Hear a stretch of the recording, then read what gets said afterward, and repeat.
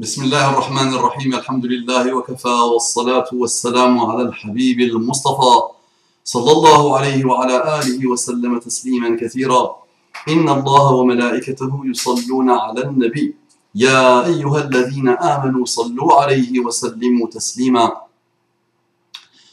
رب اشرح لي صدري ويسر لي أمري واحلل عقدة من لساني يفقه قولي إخواني أخواتي أبنائي بناتي أعزائي عزيزاتي أصدقائي صديقاتي السلام عليكم ورحمة الله وبركاته. Que la paix d'Allah subhanahu wa ta'ala, sa miséricorde et ses bénédictions soient sur vous mes frères et sœurs partout dans le monde. Qu'Allah vous accorde la guidée et ses délices. Mes amis non musulmans, qu'est-ce que vous attendez? Qu'est-ce que vous attendez pour devenir musulman? C'est bon? Menez la recherche, arrêtez avec vos shayatin, avec vos satans internes, avec vos désillusions, avec votre bassesse, entamez le chemin et vous allez trouver la réponse à toutes vos questions existentielles, quelles qu'elles soient, et vous allez enfin vous apaiser, et vous allez enfin comprendre le pourquoi du comment de votre arrivée sur Terre. Très bien, c'est dit. Franc, direct, expéditif, mais c'est dit. Mes amis ou mes ennemis, ça dépend de quel endroit on se place, du bloc identitaire. Mes amis du bloc identitaire ou mes ennemis du bloc identitaire. Je résume la chose avec un proverbe arabe que vous avez en français. Je vais vous le dire, parce que vous risquez de l'entendre, mes amis du bloc identitaire, un jour ou l'autre, obligatoirement, de la bouche de vos enfants, de la bouche de vos arrière-enfants. Ils vont vous le dire en arabe littéral, ce qui va vous pomper l'air. تمخض الفيل فولد فأرا.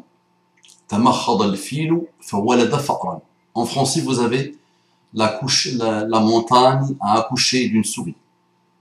En arabe, on a littéralement l'éléphant est tombé enceinte, littéralement, et il a accouché d'une souris. Bloc identitaire, ça me rappelle le Don Quichotte de la Mancha. Le Don Quichotte de la Mancha qui avait passé toute sa vie à combattre des ennemis imaginaires. Avec cette histoire que je relevais de l'Algérie, c'est ton pays, retourne-y. Donc c'est une belle trouvaille de nos amis du bloc identitaire. L'Algérie, c'est ton pays, retourne-y. L'Algérie, c'est ton pays, retourne-y.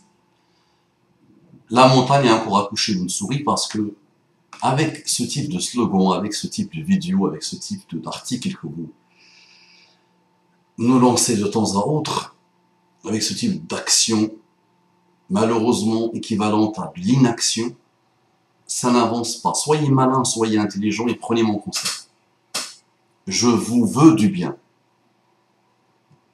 Vous voyez comment je suis, mat de peau, barbu, bizarre, sale, bougnoule. Vous voyez comment je suis pour vous? Mais je me permets quand même de vous donner un conseil. L'Algérie, c'est ton pays, retourne-y. Faisons un peu d'histoire. Ton père, ou ton grand-père, ou ton arrière-grand-père, ont colonisé un pays qui s'est affaibli, qui a, à un moment donné de son parcours, et c'est humain, ça arrive, à oublier Allah, ce que vous appelez Dieu, si Dieu existe pour vous. Nos amis catholiques, bourgeois catholiques, cathodiques plutôt, chrétiens. Donc nos amis algériens à une époque, ils se sont affaiblis. Et c'est vrai que l'affaiblissement majeur du musulman, c'est quand il oublie l'islam. il s'affaiblit automatiquement. La sentence tombe.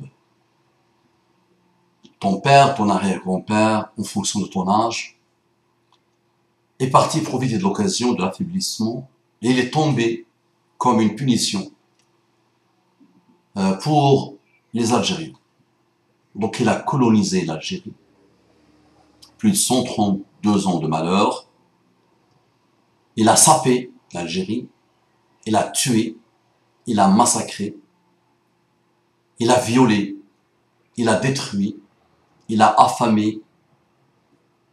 Des ravages et des ravages et des ravages. Il a même fini par appeler l'Algérie française. Il a même fini, tellement il s'est cru le pauvre, qu'il a fini par dire l'Algérie française. Imaginons si en Algérie de l'époque il y avait une sorte de bloc identitaire. Comment ils auraient fait? Et qu'est-ce qu'ils auraient fait? Comment vous les aurez conseillés à ce moment-là? Ils n'ont rien demandé à personne. Ils ne sont pas venus chercher la France. Ils ne sont pas venus chercher les Français. On est venu leur dire tenez la nationalité française. On est même venu leur dire tenez, on vous donne la nationalité française et vous ne serez plus des indigènes, vous ne serez plus des esclaves si vous acceptez de délaisser l'islam au niveau des lois et des réglementations familiales islamiques. Si vous délaissez ça pour le code français, vous serez vraiment bien considéré et on vous donne la nationalité française et vous allez pouvoir vous installer dans le paradis mondial qui s'appelle la France. Dans lequel il y a des gens qui changent le cours de l'histoire humaine, qui ont une histoire qui n'a rien à voir avec les autres cultures, les autres civilisations. C'est quand même la France, une civilisation supérieure à toutes les autres, d'un niveau très élevé, qui a eu Napoléon Bonaparte. Napoléon Bonaparte, c'est ça, je le dis à ma manière. Napoléon Bonaparte. Le Corse.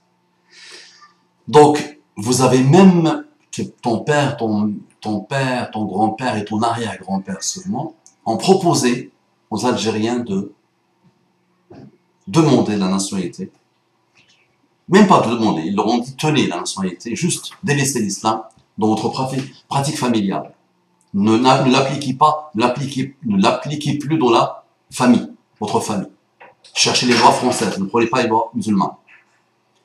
Et à l'époque, Allah subhanahu wa ta'ala a mis dans le chemin de cette France narcissique qui s'adore et qui s'aime, injuste plus que l'injustice, il l'a mis dans leur chemin, et c'est toujours comme ça, et c'est ça ma réponse au bloc identitaire. Un certain Abdul Hamid ibn Badis, vous devez apprendre de Abdul Hamid ibn Badis. Mes ennemis, s'ils veulent, du bloc identitaire, vous devez étudier Abdul Hamid ibn Badis et comprendre ce qu'il a fait et le saluer pour ce qu'il a fait. Vous savez ce qu'il a dit, Abdul Hamid ibn Badis? Et c'est toujours comme ça, donc il n'y a pas de solution avec les musulmans. Je vous le dis maintenant, bloc identitaire, il n'y a pas de solution contre les musulmans. Pour vous, il n'y a pas. C'est pas possible.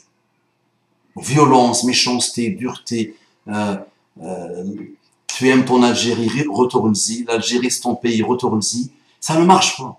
Rien ne marche. Rien, wallo. Donc c'est même pas la peine d'essayer. Vous aurez toujours le mérite d'avoir essayé, mais croyez-moi que vous perdez votre temps et vous me rappelez de Don Quichotte.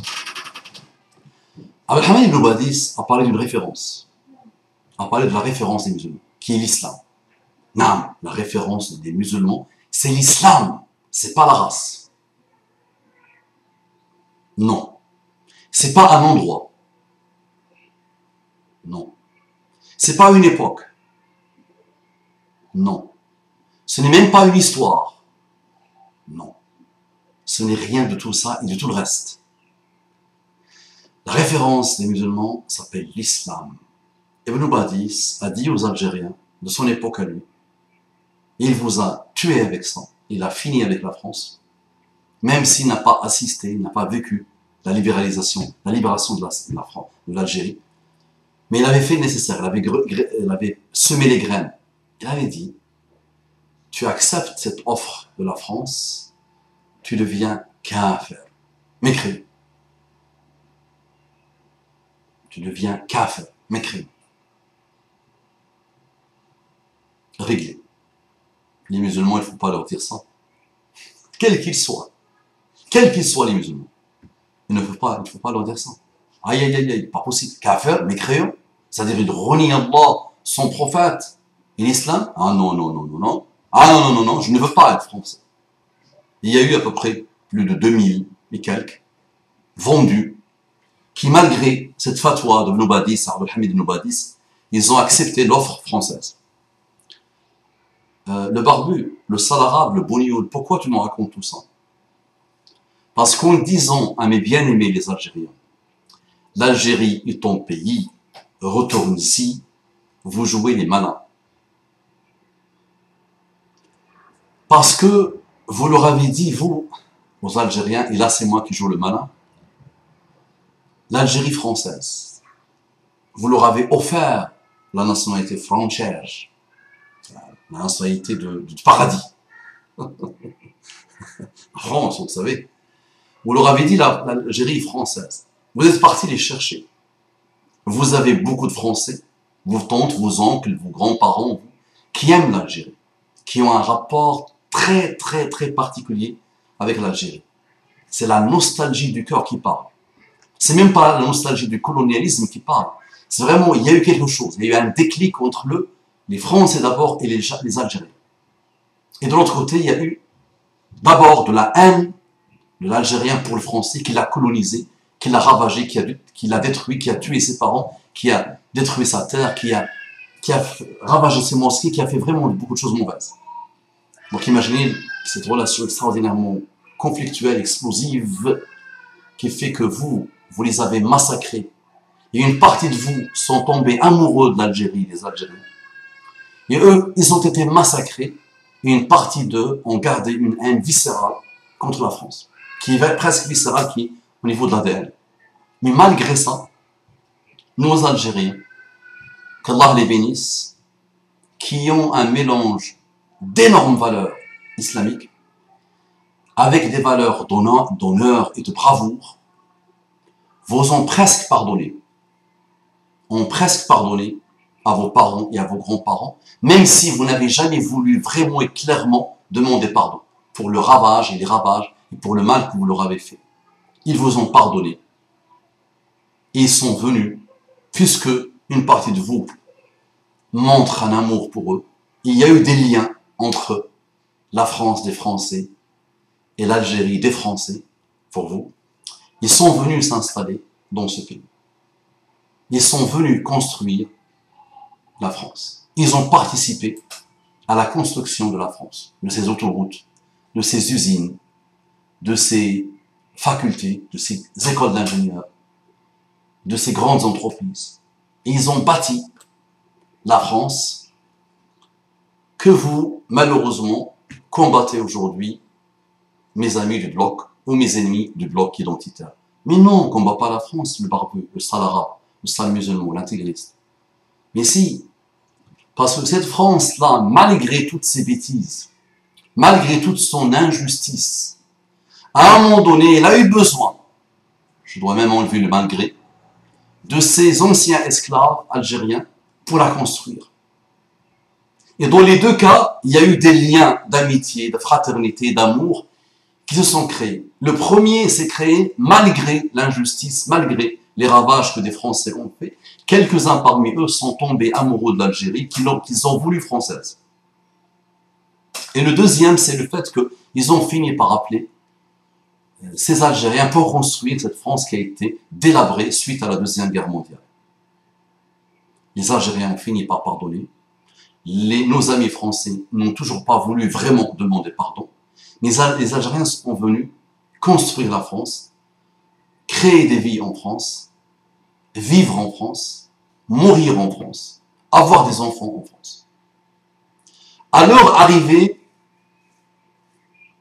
ils se sont effacés. Ils n'ont pas voulu créer de problème. Ils ont dit Amen à tout ce que vous avez dit. À l'homme blanc, dans les entreprises, ils ont dit amen à l'homme blanc, qui a bien profité d'eux pour construire la France, qui les a bien pris pour des guignolos, qui n'a même pas fait le nécessaire pour leur retraite, pour leur cotisation, pour rien. Il a profité de leur ignorance. Et nos amis algériens aujourd'hui, qui ont passé toute leur vie ici, à 60 ans, 70 ans, 80 ans, se trouvent avec des retraites minables, mauvaises, voient leur enfant délabré, ils voient leur enfant un peu différent d'eux. Leur enfant finit par comprendre tout ça. Et c'est vrai que maladroitement, ils expriment dans les matchs de foot, c'est ça l'origine de votre slogan, l'Algérie est ton pays, retourne-y. Dans les matchs de foot, il y a cette dualité de haine et d'amour qui se crée. Et les Algériens se vengent des Français, les Algériens se vengent d'eux-mêmes. Et il y a un mélange de violence malheureuse qui s'est installé, surtout, qui se manifeste surtout dans les matchs entre la France et l'Algérie. Imaginez l'Algérien entre les deux. Enfin, le jeune Algérien entre les deux, l'Algérie et la France. L'Algérie est le pays de ses parents, de ses grands-parents, et le pays des Français qui l'ont colonisé. Et la France est son pays, et le pays qui a colonisé son pays. Vous imaginez dans quel pétrin se trouve l'Algérien qui siffle la Marseillaise, qui casse, qui fait des bêtises, et qui parfois même insulte en arabe, alors qu'il n'a rien à voir avec l'arabe, etc.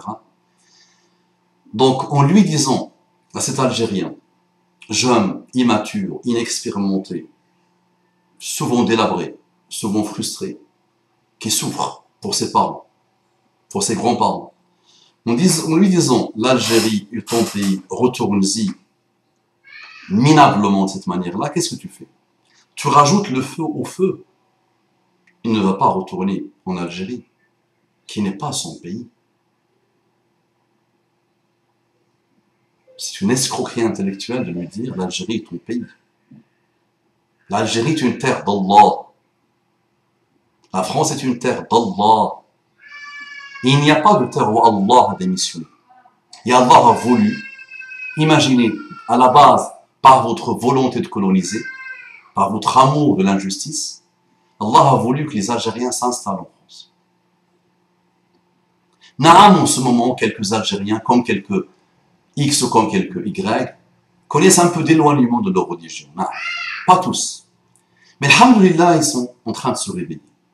Donc il vaut mieux lui dire à ton Algérien détestable ou bien-aimé, monsieur le bloc identitaire, l'Algérie est ton pays. Retourne à l'islam. Et là, tu boucles la boucle, tu t'aides et tu l'aides. Un conseil d'amis ou d'ennemis, sois malin. Bloc identitaire, sois vraiment malin. Cette manière de faire ne marche pas. Je te conseille. Ne marche pas. Et là, un effet contre-productif. Comment tu fais, monsieur le bloc identitaire? Toi qui n'as même pas su soumettre, au bout de 132 ans, les braves hommes et les braves femmes de l'Algérie, des hommes d'un niveau très élevé et des femmes d'un niveau très élevé, tu n'as même pas su les soumettre. Alors que tu as tout fait pour leur avélissement. Tu les as rabaissés, tu les as tués, tu les as massacrés. Tu as utilisé ta force de frappe d'une puissance presque inégalée à l'époque et tu n'as pas réussi avec eux. Comment tu penses pouvoir réussir aujourd'hui avec de la violence, bloc identitaire, avec de la méchanceté, bloc identitaire, avec du rabaissement, bloc identitaire, avec tes vidéos, avec tes slogans, l'Algérie est ton pays, retourne-y. Comment? Tu rêves, mon ami. Wallahi, tu rêves. Je jure par Allah que tu rêves. La France ne pourra pas être nettoyée des Algériens. C'est la marche de l'histoire humaine. Donc, ça marche réglé. Wallahi, je vais t'aider là. Wallahi, je jure par Allah que je t'aide. Je t'aide à combattre tes désillusions, tes frustrations. Donc, passe à autre chose. Il n'est pas possible, c'est pas possible de nettoyer la France des Algériens, ou des Arabes, ou des musulmans. Donc, il vaut mieux vivre en bonne entente avec. Ils t'ont pardonné, avance avec eux. Ils t'ont pardonné, même si les vieux Algériens gardent un peu de haine parce qu'ils ont vu leur père, leur mère mourir devant leurs yeux par un général ou par un colonel ou par un soldat minable français. Minable dans le sens d'une injustice mauvaise. Pas minable dans le sens de sa francité. Tu comprends? Je n'ai rien contre le français, quel qu'il soit. J'ai contre la méchanceté, quelle qu'elle soit, d'origine musulmane ou d'origine autre. Donc il vaut mieux que tu commences à dire, monsieur bloc identitaire. Bloc identitaire, les deux mots me posent problème. Bloc, on va imaginer une forteresse. Que de quoi? Mais Wallah, vous faites rire. Et c'est pas productif. Contre-productif. Vous n'avancez pas avec ça. Essayez maintenant l'autre bloc. Bloc du vivre ensemble. Bloc intelligent. Bloc souplesse intellectuelle. Bloc ouverture d'esprit. Bloc humanitaire. Bloc humain. Essaye ça. Essaye ça, tu vas voir. Donc je te règle le problème, il est pas possible. C'est fini. C'est irréversible. Et ils se sont bien installés ici, les Algériens, majoritairement. Ils sont mal ici, ou ils sont bien ici. Ils sont riches ici, ou ils sont pauvres ici. Ils sont heureux ici, ou ils sont malheureux ici. Et ils ont vu leur enfant dévier au bas. Et ils se sont éloignés de l'islam au bas. Et ils sont proches de la francité au bas. Ils sont combattus par les médias au bas. Ils sont la plus belle trouvaille de Front National pour exister au bas. Ils sont bien ici. Et leurs racines sont ici. Et leurs branches sont ici. Et leurs graines se sont installées ici. Comment veux-tu qu'ils quittent? À cause d'un aboiement du bloc identitaire. Par Allah, comment? Soyons malins, les amis. Dépassons ce type de malheur. Avançons vers le vivre ensemble. C'est la plus belle chose à faire. Si tu aimes la France, je t'ai rappelé que les Algériens, qui n'avaient pas tes moyens, et ta logistique et ta puissance militaire, ont fini par t'imposer de les quitter. Par t'imposer de quitter l'Algérie. Quoi que tu as essayé de faire. Il y avait des hommes politiques qui pleuraient à l'époque de la décision de rendre l'Algérie aux Algériens. Et tu n'as pas réussi. Tes parents et tes grands-parents n'ont pas réussi. Penses-tu qu'avec des petits slogans, l'Algérie est ton pays, retourne-y? Non. La France est ton pays. Reste, élève ton niveau, j'élèverai le mien, et on va produire une très belle France. Oui, l'Algérien, je comprends tes frustrations. Oui, moi, le bloc identitaire qui te parle. Je comprends tes frustrations. Je reconnais les erreurs et les injustices de mes parents et de mes grands-parents et de mes arrière-grands-parents. 132 ans de colonisation et de malheur. Je reconnais. Je peux comprendre ta frustration. Je peux comprendre la souffrance de tes parents et de tes grands-parents. D'accord.